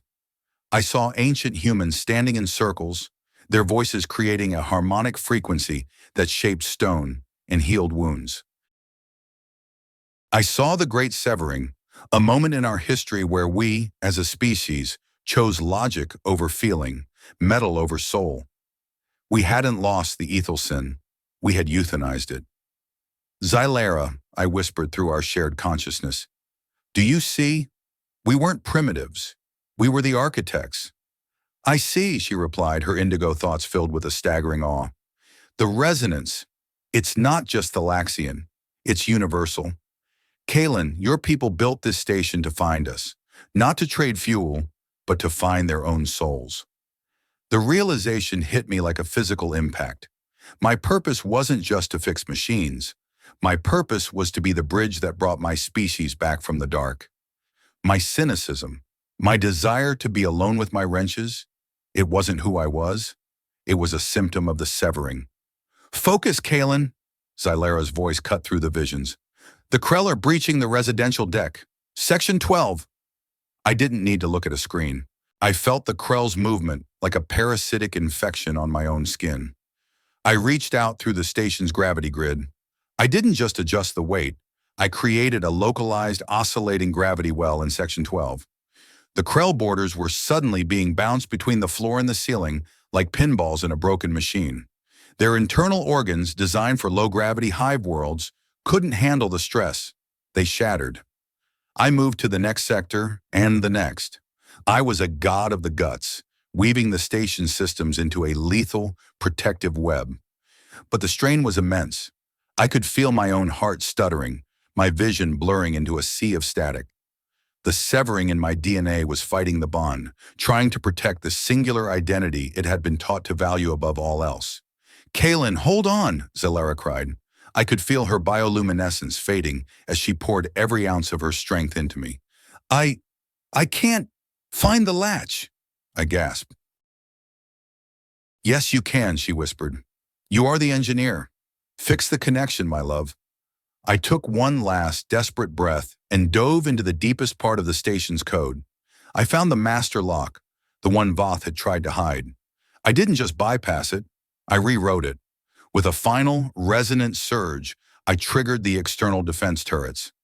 Ethelgard's skin erupted in a rhythmic pulse of violet energy. The Krell swarm carrier, caught in the middle of a boarding cycle, was hit by a wave of focused dark matter. Its obsidian hull cracked, the atmosphere venting in a spectacular, silent explosion of bug juice and frozen gas. The carrier drifted away, a shattered hulk. The swarm was broken. I felt the connection snap. The interface needles retracted, and I fell forward out of the chair and onto the cold floor. The world was quiet again. No alarms, no clicking carapaces, just the steady, healthy hum of the station. I looked up. Xylera was kneeling beside me, her face pale, her silver robes scorched. Voth was gone. He must have slipped away during the chaos. Did we win? I wheezed. We did more than win, Kalen, she said, her indigo eyes filled with a terrifying, beautiful clarity. She leaned down and kissed me, a soft, resonant contact that felt like a permanent solder joint on my soul. We remembered who we are. I stayed on the floor for a long time, listening to the heartbeat of Ethelgard. I realized then that I would never be just an engineer again, and I realized that the wrench in my hand was no longer a tool for isolation. It was a key to a much larger door. Xylera? Yes, Kalen? I think I'm going to need a bigger workshop. The aftermath of a Krell invasion is not a pretty sight. It involves a lot of greenish-black ichor, hundreds of punctured bulkheads, and a station full of people who are suddenly realizing that the universe is a much more dangerous place than the brochures led them to believe. For 48 hours, I didn't sleep. I lived in my grease-stained jumpsuit, moving from sector to sector with a team of 30 engineers, patching hull breaches and recalibrating life support systems. I was no longer the gearhead who got lucky. I was the guy who had plugged his brain into the station and lived to tell the story. Everywhere I went, people stopped and stared, some with gratitude, some with a new, unsettling kind of reverence. Jax found me in Junction 12, where I was finally fixing that persistent coolant leak. I was elbow deep in a secondary manifold, my flux wrench glowing a steady, comforting green. You're a real piece of work, Vance, Jax said, leaning against a crate of spare gaskets. He looked tired, his face smudged with soot, but his grin was as wide as a solar sail. One day you're a nobody fixing the toilets, the next you're mind-melding with a princess and gravity slamming 1,000 bugs into the scrap heap. My mother always said you were an overachiever. I was just doing my job, Jax, I grunted, tightening a bolt. The gravity slamming was just a creative use of the available resources. Creative? Man, you void-blinked those chitin heads. The security vids are already being pirated across the residential ring. They're calling you the Guts King. Tell them to call me the guy who wants a sandwich. I said, wiping my hands on a rag. Any word on Voth? Jax's expression soured. That snake. He managed to grab a diplomatic shuttle during the firefight. He's halfway to the Thalaxian Vanguard by now. Miller says he's already broadcasting claims that you used forbidden human neural fry to hijack the station's AI and kidnap the princess. I stopped. The resonance in my chest, the faint, pulsing echo of Xylera, sharpened. I could feel her frustration, 3 decks above me in the diplomatic suites. She was currently being besieged by her own advisors, trying to hold together the crumbling alliance while Voth's poison spread through the fleet. He's going to bring the fleet here, isn't he? I asked. Miller thinks so. Voth's faction doesn't care about the Krell. They care about the prophecy of the pure. And you, my friend, are a walking, talking violation of that prophecy. I looked at my hands. They were steady. For years, I had believed that my purpose was to remain invisible, to be a functional cog that didn't draw attention. I had been terrified of connection because connection meant responsibility. It meant having something to lose. But as I looked at the repaired manifold, I realized that my belief in isolation was the ultimate flaw. A machine doesn't work because its parts are separate. It works because they are locked together in a shared purpose. By running from the bond, I had been running from the very thing that made me a damn good engineer. Jax, I need you to gather the senior maintenance crew, I said, my voice carrying a weight I'd never felt before. Not the security guys, the people who know how the plumbing works. Why? Because Voth is coming back with warships, and Ethelgard isn't built for a siege, but she's built with 3 centuries of human stubbornness and Thalaxian resonance. If we're going to survive the next 24 hours, we need to stop being maintenance workers and start being the station's immune system. I left Jax to his task and headed for the royal suite. I didn't take the vents this time. I walked down the main thoroughfare, and for the first time, I didn't look at the floor. I looked at the people. I saw the fear in a young mother's eyes as she clutched her child. I saw the grim determination in an elderly dock worker. I felt them all. The Ethel sin had opened a door I couldn't close. I wasn't just Kalen anymore. I was a part of them. The guards at Xylera's door didn't even try to stop me. They bowed, a shallow Thalaxian gesture of respect, and let me pass. Selara was standing by the floor-to-ceiling viewport, watching the distant lights of the Thalaxian Vanguard as they formed a blockade around Kronos.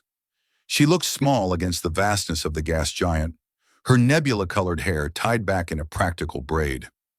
They are calling for my surrender, Kalen, she said, not turning around. Voth has convinced the High Exarch that I am compromised, that the bond is a weapon developed by the Human Federation to subvert the hegemony. Is the High Exarch your father? I asked, walking to stand beside her. My uncle. My father. He died during the great severing on our world.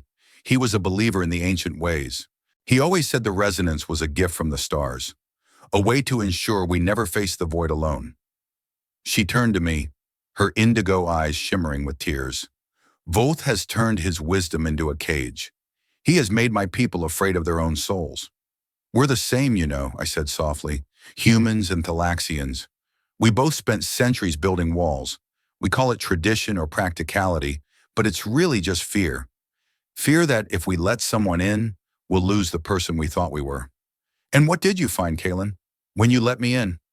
I looked out at the violet storms of Kronos.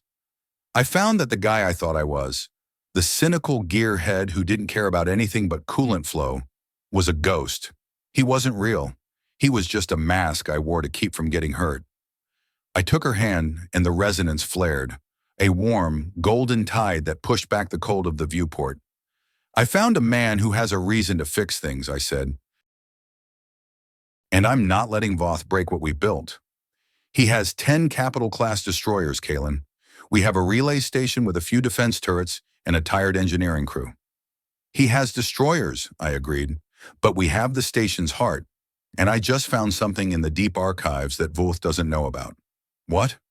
The Ethelgard relay isn't just a gas station in space, Xylera.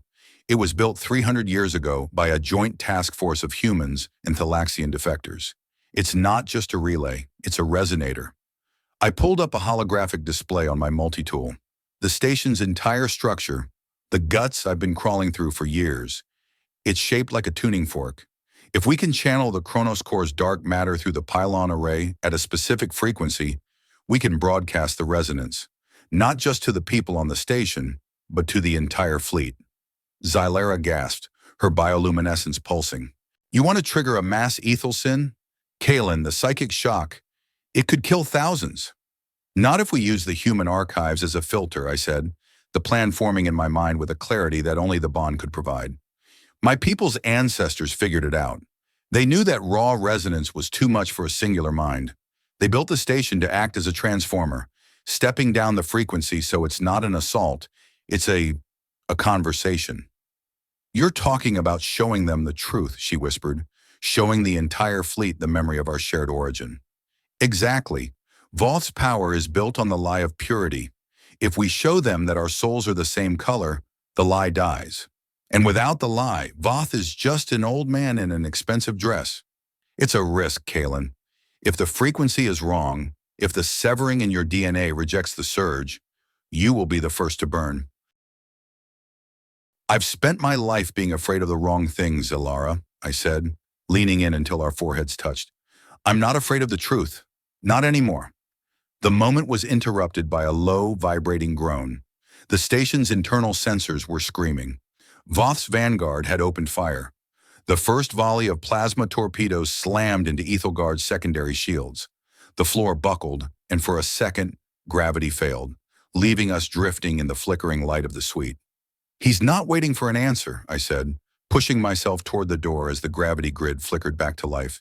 He's going to glass us. How much time do you need? Xylera asked, her expression shifting from fear to a regal, lethal determination. I need 45 minutes in the core, and I need you to stay in the neural hub to act as the broadcast anchor. If Voth's borders get past the security teams, you have to hold the hub. I will hold it, she said, drawing her bronze dagger. Go, Kalen. Fix the world. I ran. As I raced through the corridors, I saw my team, Jax and 40 other men and women in stained jumpsuits, armed with plasma welders and heavy wrenches. They weren't soldiers, but they were the Guts King's crew. All right, you beautiful muck-ups, I yelled as I passed them. Voth thinks he's coming here to take the station. He thinks we're just grease monkeys. Let's show him what happens when the machines fight back. A roar of approval followed me as I dove into the service shaft. But as I reached the pylon control room, a shadow blocked my path. It wasn't a Krell. It wasn't an Iron Gate warrior. It was Arch-Exarch Voth. He hadn't fled on the shuttle. He had stayed behind, hiding in the shadows of the machinery he claimed to despise. He stood in front of the pylon terminal, a high-frequency disruptor in his hand. I knew you would come here, gear monkey, Voth said, his eyes wild with a fanatic's light. I have seen the archives too. I know what this station is, and I will not allow the severing to be healed. The Thalaxian people are gods, not siblings to creatures like you. You're pathetic, Voth, I said, stepping into the room. I didn't reach for a weapon. I just held my flux wrench at my side. You're so afraid of being ordinary that you'd rather see your entire race go extinct in a cold, lonely void. Ordinary is a death sentence, he roared, raising the disruptor. I will destroy the pylons. I will turn this station into a tomb. You can't, I said calmly. And why not? I felt the ethel sin flare. I felt Xylera in the hub, her soul anchored to the station's neural web. And I felt the station herself, 300 years of human and Thalaxian metal, waiting for a single voice to lead it. Because, I said, my skin beginning to glow with a brilliant white light. I'm the engineer, and I don't give you permission to break my station. Voth pulled the trigger, but I didn't move. I didn't need to. Through the resonance, I commanded the pylon's safety interlock. The floor beneath Voth's feet shifted 3 inches to the left.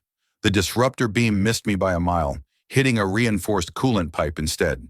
A cloud of super-chilled nitrogen erupted, freezing Voth's arm instantly. He shrieked, dropping the weapon as his skin markings turned a dead frozen white. I stepped over him and reached for the terminal. Xylera, I shouted through the bond. The path is clear. Open the gates. I slammed my flux wrench into the primary capacitor. The station didn't shake this time. It sang.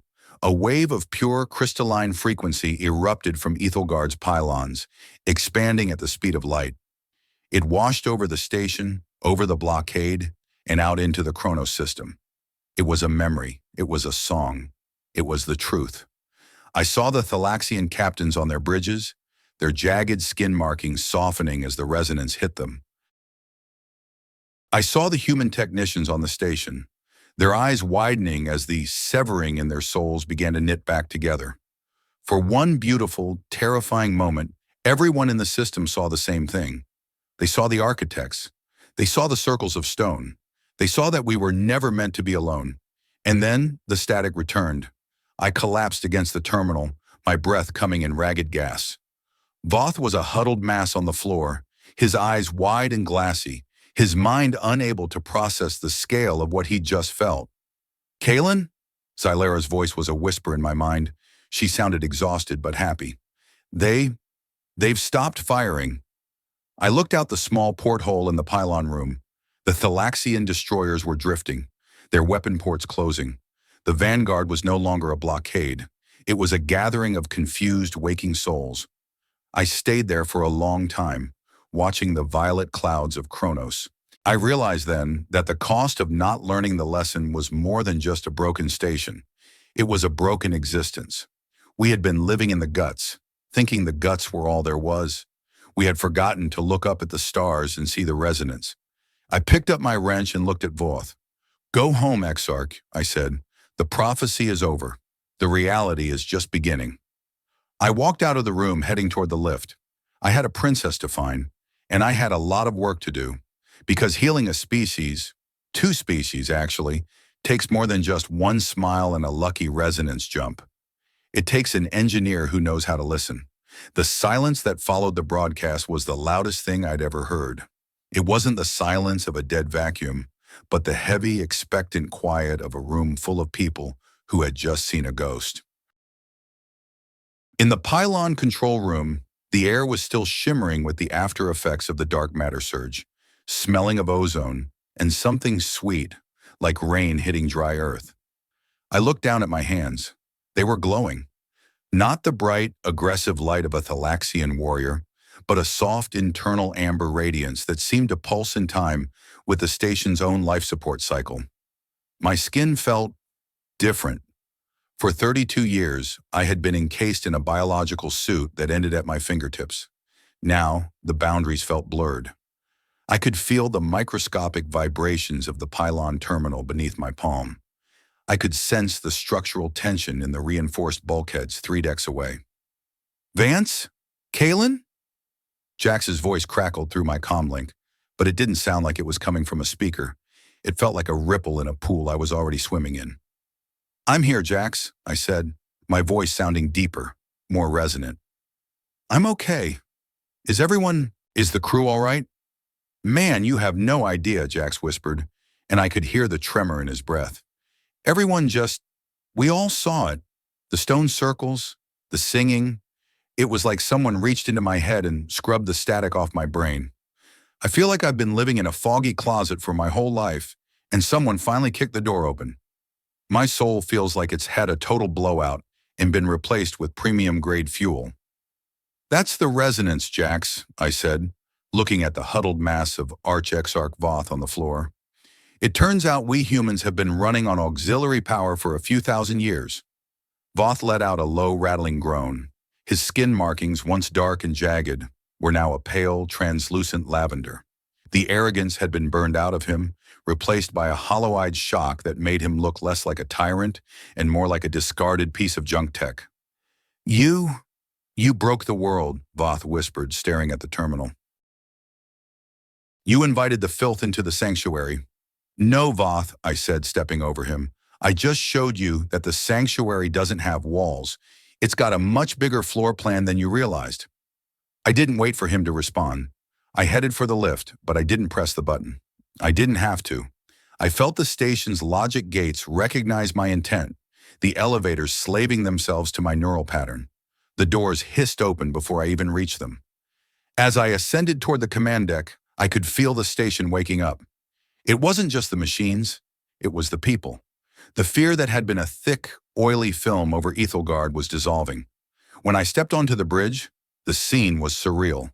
A dozen Thalaxian warriors, The elite Iron Gate sect that had been trying to execute us an hour ago were sitting on the floor, their halberds deactivated. Some were weeping. Others were simply staring at their own hands in wonder. Administrator Holloway was standing by the primary viewport, her face streaked with tears, looking out at the Thalaxian vanguard. The warships were no longer in an attack formation. They were drifting like massive, silent whales in the violet light of Kronos. Kalen, Zylera was standing by the tactical station. Her robes were a shredded mess of silver silicate and green nutrient mist, but she looked like a queen who had just reclaimed her kingdom. Through the ethel sin, the connection between us was so intense it was almost physical. A bridge of white light that made the rest of the room seem like a shadow.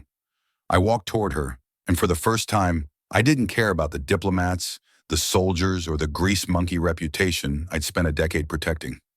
I grabbed her and pulled her into a kiss that tasted like the end of the world and the beginning of something much better. The resonance flared between us, a golden halo that illuminated the entire bridge. For a second, I felt every Thalaxian soul in the system acknowledge us. A ripple of recognition that went all the way to the heart of the hegemony fleet. "The blockade is over," she whispered against my lips. "My uncle, the High Exarch, he's requesting permission to board.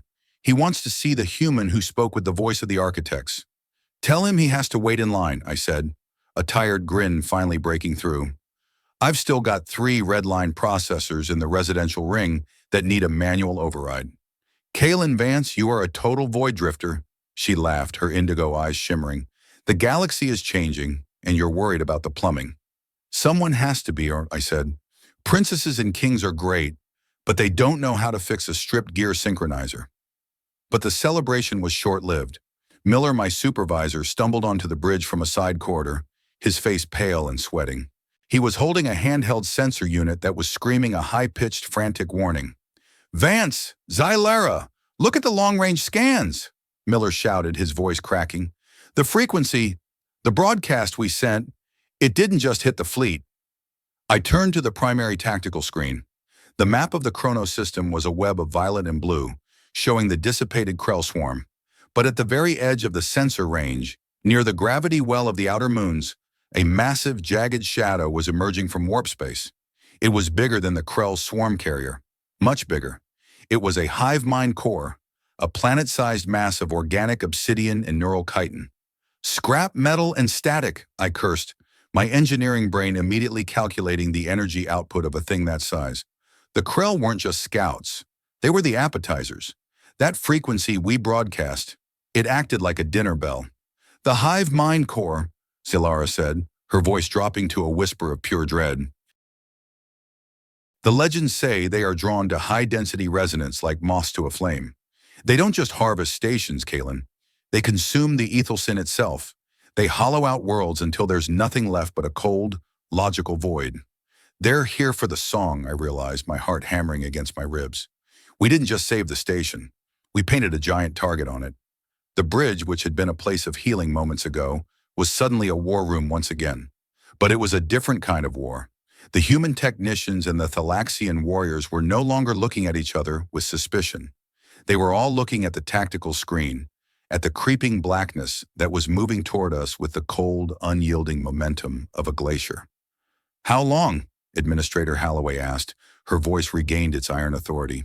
45 minutes at their current sublight speed," I said, my fingers flying across the keys. "If they hit us with their primary kinetic pulse, Ethelgard will be a cloud of debris before we can even say, 'I do.'" "We have 10 destroyers in the vanguard," Voth said, suddenly standing up. He looked broken, but a spark of the old tactician remained. "If we form a defensive sphere, if we sacrifice the fleet—" "No," I said, turning to him. "The fleet won't stop them. The Krell don't care about metal. They'll chew through those destroyers like they're made of tinfoil. They're after the resonance. They want to suck the soul out of this station." "Then what do we do, engineer?" Voth asked, and for the first time, he used my title without a trace of contempt. "If you are the Guts King, show us the way." I looked at Zylera. The bond was pulsing with a terrifying, beautiful clarity. I saw the lesson I had been running from my entire life. I had always thought that being a damn good engineer meant knowing how to work alone, how to fix things without needing anyone else. I had viewed connection as a weakness, a source of potential friction. But a resonance isn't a singular note. It's a harmony. We don't fight them with weapons, I said, my voice steady. We fight them with the connection. We need to turn every person on this station and every crew member in that fleet into a single, massive tuning fork. A mass link? Zalara gasped. Kalen, that's suicide. The neural load will turn everyone's brain into space muck. Not if I act as the ground, I said. The room went silent. I'm the only one who can do it, I continued, the weight of the decision settling into my bones with a painful, cold certainty. I'm human. I have the severing in my DNA, but I've reawakened. I can act as a bridge between the raw ethel sin and the logical systems of the station. I can absorb the static so the rest of you can focus on the harmony. Kalen, no, Zalara said, her hand clutching my arm so hard it left bruises. If you do that, if you take the load for the entire fleet, you won't come back. Your individuality will be erased. You'll become just another gear in the machine. Isn't that what I always wanted? I said, a sad smile tugging at my mouth. To be a lone gear, doing my job in the dark? Well, this is the ultimate version of that job. It's not just a job, she cried. It's us. I looked into her indigo eyes and saw the multitudes I had first noticed in the ballroom. I saw a future where we weren't just a political alliance, but a new species, a bridge between two broken worlds. And I realized that the courage to find meaning in unexpected connections wasn't just about falling in love. It was about having the strength to protect that connection, no matter the cost to the self. I love you, Zalara, I whispered, the words feeling like the first honest thing I'd ever said. And that's why I'm going to fix this. Not just because I'm an engineer, but because you gave me a reason to care about the people breathing my air. I turned to Jax and the engineering crew. All right, you grease monkeys, listen up. I need the primary Chronos core slaved to my neural pattern at a 1-to-1 ratio. I want every pylon redlined, and I need the station's comm array opened to a wideband empathic frequency. Vance, that's crazy, Miller yelled. The pylon sync will burn out the whole subsector. Then let it burn, I shouted back. We're rebuilding the soul of humanity today. If a few subsectors have to go, I'll file the paperwork later. Jax looked at me, his eyes wide and terrified, but he nodded. Got it, Guts King. We're with you, to the void and back. I headed for the neural cradle, Zalara walking beside me, her hand never letting go of mine. The transformation had begun. It was painful, it was terrifying, and it was the most meaningful thing I'd ever done.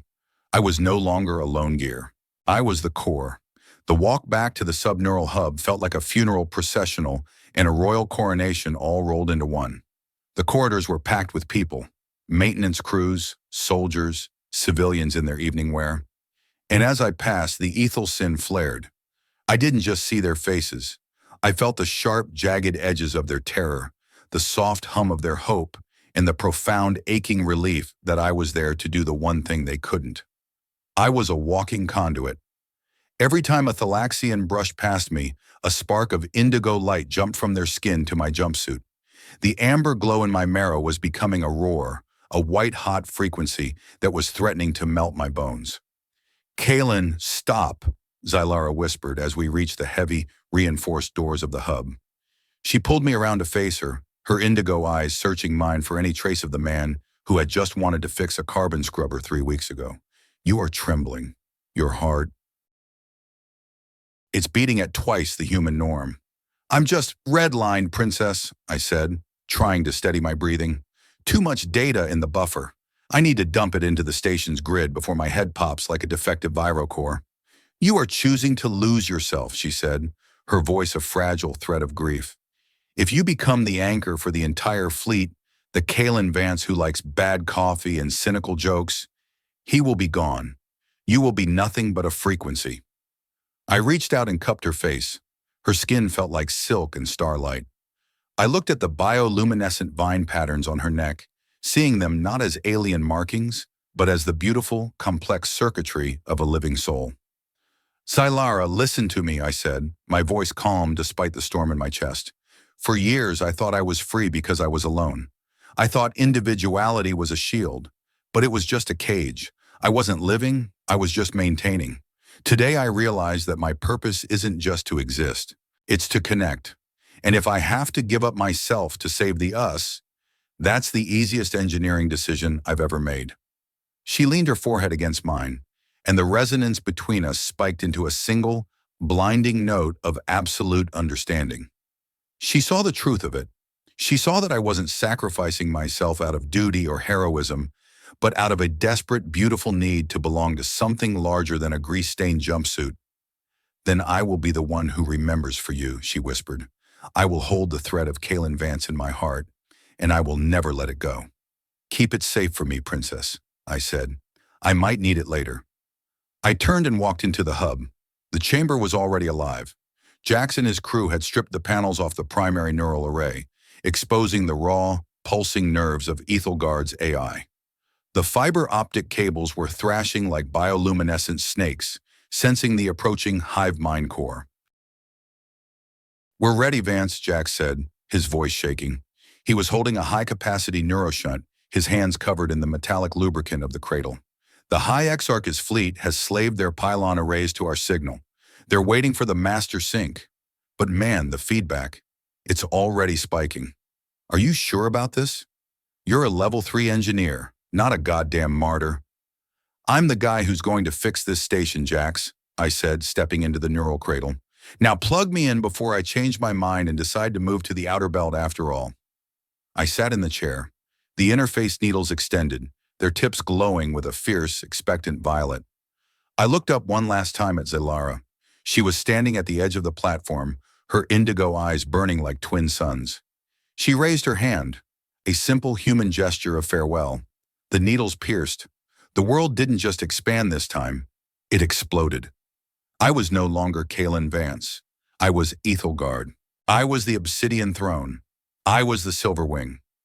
I was 12,000 Thalaxian soldiers, 3,000 human civilians, and the ancient sleeping memories of a world called Earth. I was the dark matter pylons, the carbon scrubbers, the coolant loops, and the structural integrity of 1,000,000 tons of metal. I was the resonance, and at the edge of my consciousness, I felt the enemy. The Krell hive mind core was a wall of absolute silence. It didn't have a resonance, it had a hunger. It was a black hole for the soul, a void that wanted to consume every note of the song we had just started to sing. It hit the station's outer shields with a kinetic pulse that felt like a sledgehammer to my own skull. Error. Shield integrity at 40%. Error. Neural load exceeding human capacity. Error. Individuality core failing. I screamed, the sound tearing through the station's speakers, through the fleet's comm links, and through the very minds of everyone connected to me. The pain was indescribable, 1,000,000,000 needles of static trying to shred the fabric of myself. I felt Kaylin Vance beginning to dissolve. I forgot my mother's face. I forgot the smell of the workshop. I forgot the crooked smile that had started this whole mess. Too much. Let it go. Become the void. Kaylin, listen to me. Silara's voice was a needle of pure indigo light in the middle of the blackness. She wasn't just talking to me. She was anchoring me. She was pouring every memory she had of me. The grease stains, the cynical jokes, the way I looked when I was concentrating on a strip bolt, back into the void. You are not a machine, she shouted through the Ethelsin. You are the man who smiled. You are the connection. I felt her. I felt the thread she was holding. And then I felt more. I felt Jax. I felt his pride in being a grease monkey. I felt Halloway's hidden fear for her daughter back on Earth. I felt Voth's sudden, crushing realization that he had been wrong about everything. I felt them all. And I realized the Krell's mistake. They thought they were consuming a singular soul. They thought they were eating a snack. They didn't realize they were biting into a collective. All right, you bug-brained bastards, I roared, the sound echoing through the system like a physical shockwave. You want the resonance? You want the song? Then have the whole damn concert. I didn't try to ground the frequency anymore. I didn't try to protect myself. I opened the gates. I turned every soul in the fleet and on the station into a localized, high-density amplifier. I slaved the Chronos Core's dark matter directly to our shared heartbeat, human and Thalaxian, hi-hats and gearheads, all pulsing as one. The frequency we broadcast wasn't a memory anymore. It was a weapon. It was a wave of pure, concentrated meaning that hit the Krell hive mind like a sun flare hitting an ice cube. The organic obsidian of the core began to crack. I could feel the Krell's terror, a cold, twitchy sensation that reminded me of a short-circuiting logic board.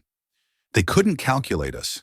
They couldn't categorize a million souls singing in a language they had spent an eternity trying to silence. The hive mind tried to retreat, but we were already locked on. We were a single entity, a million-geared machine turning with a purpose that defied the entropy of the void. With one final resonant surge, I pushed the frequency into the red. "Sync! Now!" I yelled. Ethelgard's pylons erupted in a blinding, crystalline white light. The wave expanded, hitting the hive mind core and shattering its obsidian hull into a trillion harmless pieces. The Krell fleet vanished in a spectacular, silent explosion of light and chitin, their hive links severed, their hunger turned into ash. The static in my head reached a crescendo, a roaring waterfall of white noise that threatened to drown everything. I felt the thread of Kalen Vance beginning to fray. I was going out. I was becoming the silence. And then I felt a hand. Not a psychic hand, not a resonant frequency, but a warm, solid, grease-stained human hand. I felt the station's environmental sensors recalibrate. I felt the airflow in the hub settle into a steady, healthy rhythm. I felt the weight of gravity returning to my boots. I opened my eyes. The interface needles were retracting, their tips dull and spent. The amber glow in my marrow was fading, replaced by the familiar, dull ache of a human body that had been pushed too far. I was slumped in the chair, my jumpsuit soaked in sweat, my head feeling like it had been through a high-pressure recycler. Jax was standing beside me, his hand on my shoulder. Zylara was in front of me, her indigo eyes wide with a mixture of terror and disbelief. The room was quiet, the bridge was quiet, the fleet was quiet. "Did we?" I wheezed, my voice sounding like a rusted hinge. "We did it, Vance," Jack said, a single tear cutting a track through the grease on his cheek. "You void-shattered them. You turned the whole system into a goddamn choir." I looked at Zylara. She was still holding the thread. I could see it in her eyes, the memories of the man who liked bad coffee and crooked smiles. She hadn't let go. "Kalen," she asked, her voice trembling, Are you still in there?" I tried to think of something poetic, something that captured the magnitude of the reknitting soul and the universal harmony we had just forged. I searched the deep, ancient archives of the architects for a word that meant the courage to be part of the whole. Instead, I looked at the diagnostic terminal next to my chair. "Zylara," I said, a faint, cynical grin tugging at the corner of my mouth. "I hate to be the bearer of bad news, but the resonance surge just fried the primary capacitor in sublevel 9. If someone doesn't fix it in the next 20 minutes, the residential ring is going to lose all its hot water." The laughter that broke out in the room was the most beautiful resonance I'd ever heard. Zylara threw herself into my arms, sobbing and laughing at the same time, her bioluminescent skin markings pulsing a soft, contented lavender. "You are still an engineer, Kalen Vance," she said, kissing my soot-stained forehead. "You are the most stubborn, cynical gearhead in the galaxy." "Yeah, well," I said, leaning back into her embrace and closing my eyes. "Someone's got to keep the hot water running. It's my purpose." For the first time in 32 years, I knew exactly who I was. I wasn't a lone gear anymore. I was a part of the machine. And for once, the machine finally made sense. The primary capacitor of sublevel 9 was a stubborn, slagged-out piece of junk tech that looked exactly like I felt. It was a bloated cylinder of scorched ceramic-infused copper, leaking a thin trail of acrid blue smoke that smelled like the inside of a lightning bolt. I knelt on the cold, vibrating deck plates, my hands shaking as I applied a localized cooling gel to the casing. Jax was leaning against a nearby coolant pipe, his face streaked with soot and a dark, purplish grease that was definitely not human compatible. He watched me work with a look that fluctuated between brotherly concern and the kind of awe you usually reserve for seeing a moon crack open. "You know, Vance," Jax said, his voice echoing in the humid, metallic cavern of the guts, You could literally have the royal laundry bots doing this for you right now. You're the guy who void shattered the Krell. You're the most important human in the system, and here you are, elbow deep in a muck-up that's barely worth a level 1 technician's time. Shut it, Jax, I grunted, prying a fused lead away from the terminal. The laundry bots don't know the difference between a pulse modulator and a toaster. Besides, I needed the noise. It's too quiet up in the suites. I wasn't lying. Since the hive mind had disintegrated into ash, the station had been a whirlwind of diplomatic activity, but for me, it felt like standing in the center of a hurricane. The ethel sin hadn't faded. If anything, it had settled into a permanent, low-frequency hum in my marrow. I could feel the 4,000 people on ethel guard like a warm pressure against my skin. I knew when the night shift technicians were tired. I could feel the spike of anxiety from the residential ring whenever a hull groan echoed through the station. It was a lot of data to process for a guy who used to think of social interaction as an unnecessary drain on my battery. It's not just the noise, Kalen, a melodic voice said from the shadows of the catwalk. I didn't need to look up. My soul recognized the resonance before my ears heard the sound. Zelara stepped into the flickering amber light of the sublevel, her silver robes traded for a practical engineering jumpsuit she'd scavenged from my private locker. She looked ridiculous in it. The sleeves were rolled up 5 times and the belt was cinched tight enough to cut off her circulation, but she looked real. Jack straightened up, giving a clumsy, respectful nod before sliding toward the exit. I'll go check the pressure valves in sublevel 10. Give you two some space to resonate. He vanished into the dark, his boots clanging rhythmically against the metal. Zelara walked over and sat on a crate of spare gaskets, her indigo eyes shimmering in the dim light. The bioluminescent markings on her neck were pulsing a soft, steady gold, the color of contentment. You are hiding again, she said softly. I'm fixing the hot water, Zelara, I said, finally snapping the new capacitor into place. I wiped my hands on a rag and looked at her. There are 1,200 families on this station who would really appreciate not having to take ice baths tomorrow morning. You could have delegated this, Kalen. My uncle, the High Exarch, has been waiting for 3 hours to meet his future kinsman. He is not a patient man. Your uncle can wait, I said, sitting back against the capacitor housing. I'm not a kinsman. I'm an engineer. I'm the guy who keeps the lights on. If I start wearing capes and sitting on thrones, who's going to notice when the carbon scrubbers start redlining? Zelara reached out and took my hand. The contact was electric, a rush of indigo warmth that pushed back the chill of the guts. Through the bond, she showed me a glimpse of her own heart, not the princess, but the woman who had been terrified of being a wraith. She showed me her gratitude, her love, and a flicker of something new, a fierce pride in the man I was becoming. You don't understand, Kalen, she whispered.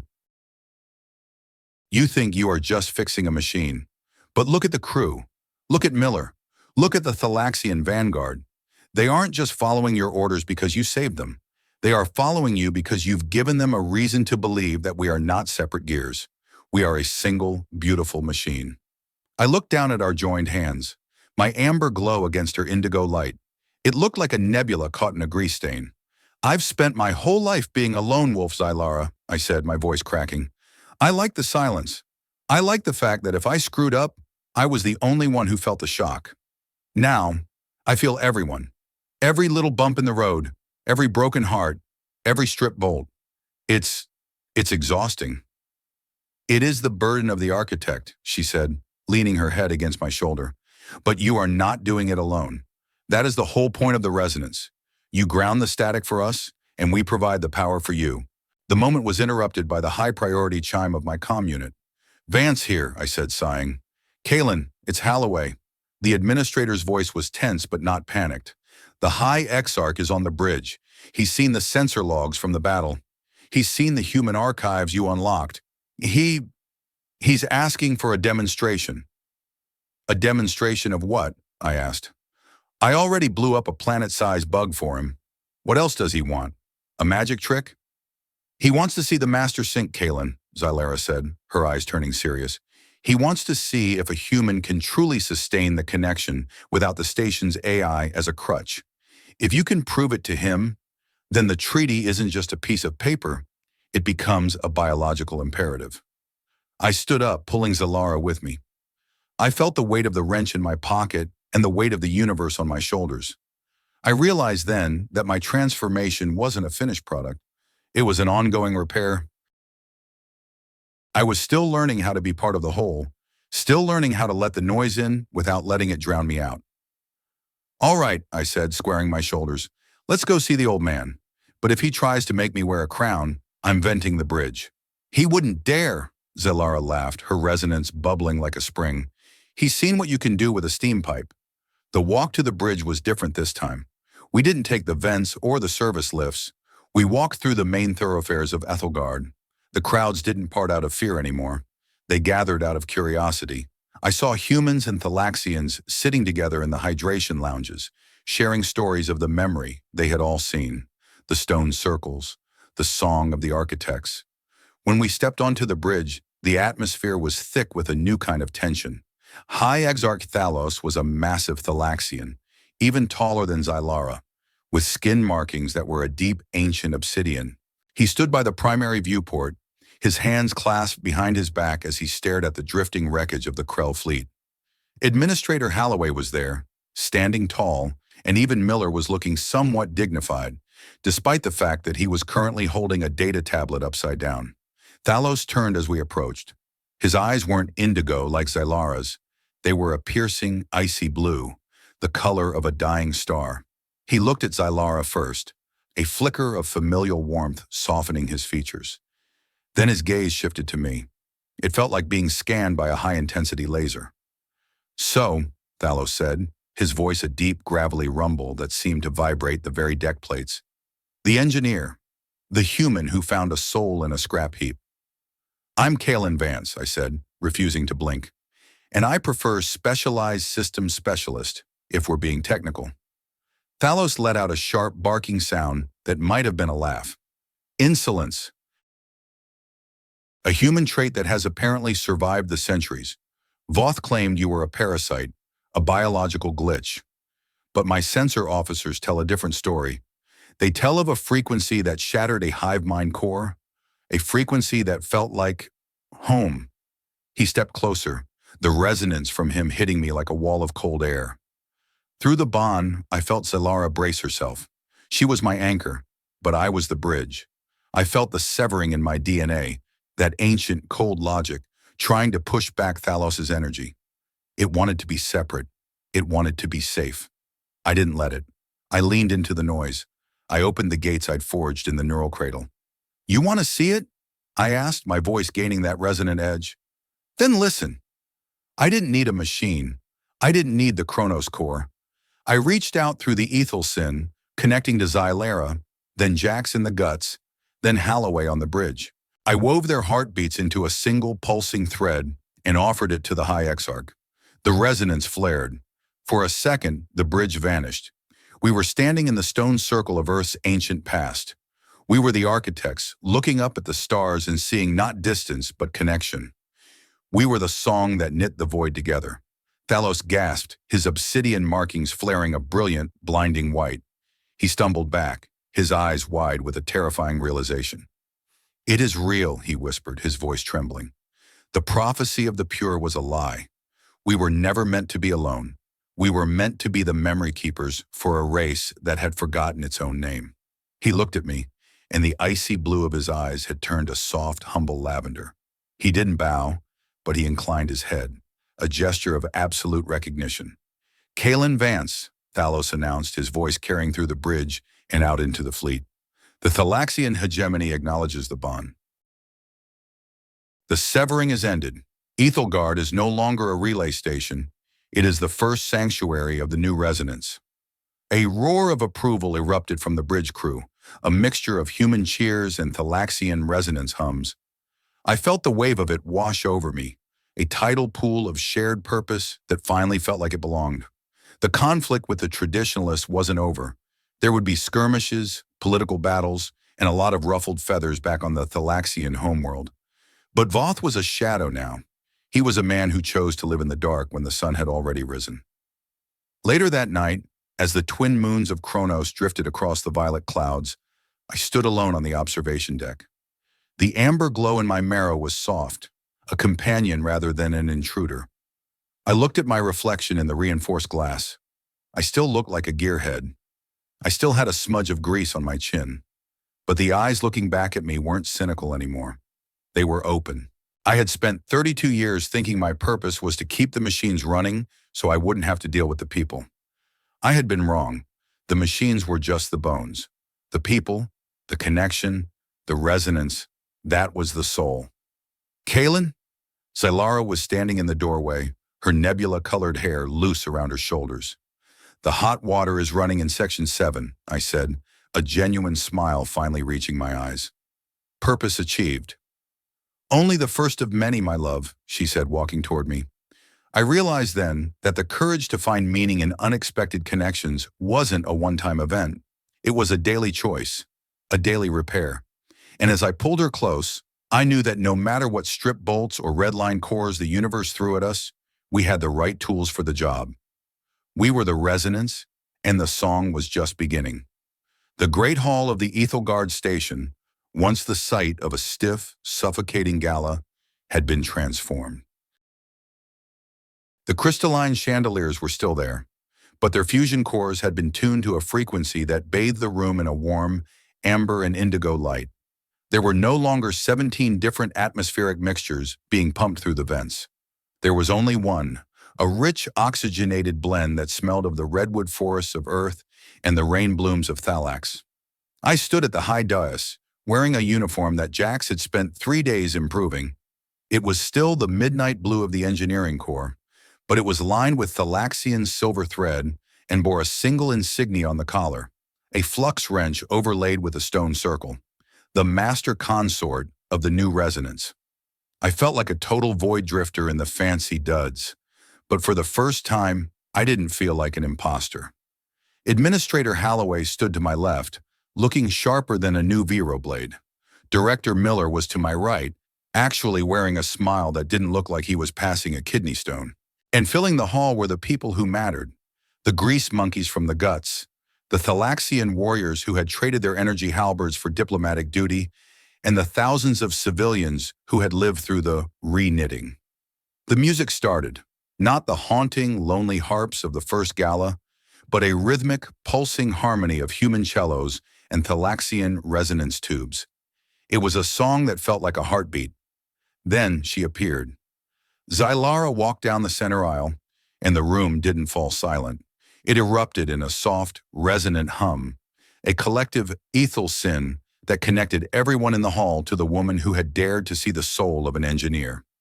She wore a gown of liquid starlight, her bioluminescent markings glowing with a radiance that made the chandeliers look dim.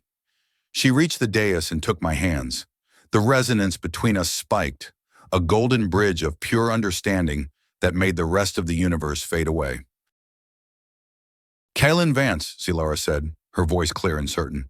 "In the eyes of the architects and the hearts of the living, do you accept the bond? Do you choose to be the anchor for our resonance, the engineer of our shared future?" I looked into her indigo eyes. I saw the girl who had been afraid of the hollowing. I saw the princess who had fought bug warriors in a steam cloud. And I saw the woman who loved a man who liked bad coffee and stripped bolts. "I do," I said, my voice sounding steady and resonant. "But only if I still get to keep my workshop. A prince who can't fix a coolant leak is just a guy in a cape, and I'm not about that life." A ripple of laughter went through the hall, a warm, human sound that blended perfectly with the Thalaxian hum. "I wouldn't have it any other way," Zylara whispered, as we sealed the bonding rite with a kiss that felt like the final gear in the galaxy clicking into place. The transformation was complete. The station was no longer a place of isolated cogs. It was a living, breathing entity. The severing was a memory, a cautionary tale of what happens when a species forgets that its strength lies in its connection to others. We spent the next few hours not in diplomatic reception lines, but among the people. I shared a synthetic beer with Jax and the crew, arguing about the optimal torque for the new dark matter pylons. Zylara spoke with the human teachers in the residential ring, discussing how to integrate resonance theory into the elementary curriculum. As the party began to wind down, I slipped away to my old observation deck. I needed a moment of silence, not the lonely silence of my past, but the full, rich silence of a man who knows he is being listened to. I looked out at Kronos. The gas giant was still there, swirling in its eternal, violet majesty. But it didn't look indifferent anymore. It looked like a playground. I looked at my hands. The amber glow was faint, a steady pilot light for the soul. I realized then that my journey hadn't been about becoming a prince or a hero. It had been about finding the courage to be seen, to realize that my purpose wasn't just to maintain my existence, but to flourish within the connections I made. I thought back to that first gala, to the social exhaustion, the cynicism, and the crooked smile. If I had stayed in my corner, if I had looked at the floor instead of the princess, I would still be a lone gear, spinning in the dark, wondering why the machine felt so cold. We are all born with a certain frequency. We spend our lives trying to tune it, trying to find the station that plays our song. Most of the time, we settle for the static because the static is safe. The static doesn't ask anything of us. But the resonance requires everything. It requires us to drop our shields, to admit that we are broken, and to trust that someone else has the wrench to help us fix it. I am Kalen Vance. I am a systems engineer. I am the husband of a princess, the bridge between two worlds, and the guy who keeps the hot water running on Ethelgard Station. I was once just a ghost in the guts. Now I am the heart of the machine. Sitting here, with the hum of the station vibrating through my boots, I find myself looking back at the man I was 32 days ago. I remember that guy, the one who thought a clean diagnostic report was the highest form of happiness. He was a good engineer, sure, but he was a hollow one. He thought that by avoiding people, he was avoiding friction. He didn't realize that friction is what creates heat, and heat is what keeps the universe from freezing solid. I spent so much time worrying about the guts of the station that I forgot I had guts of my own. I forgot that being human isn't about the logic in our heads, it's about the resonance in our chests. It took a princess from another star system to remind me that a smile isn't just a facial muscle contraction, it's a signal, a ping across the void, waiting for an echo. I've changed. My marrow glows amber, and I can feel the breath of 4,000 people. But the real change is simpler. I'm no longer afraid of the noise. I've realized that my purpose wasn't to be a singular, perfect component. My purpose was to be part of the muck-up, to be the one who reaches out when things break, not to just fix the metal, but to hold the hand of the person who's scared of the dark. We are the architects not because we built the stations, but because we are the only ones who can build the bridges between souls. I spent years carrying my isolation like a suit of armor, only to realize it was actually a prison. I wonder, is there a quiet corner you have been hiding in, thinking it keeps you safe from the complications of the world?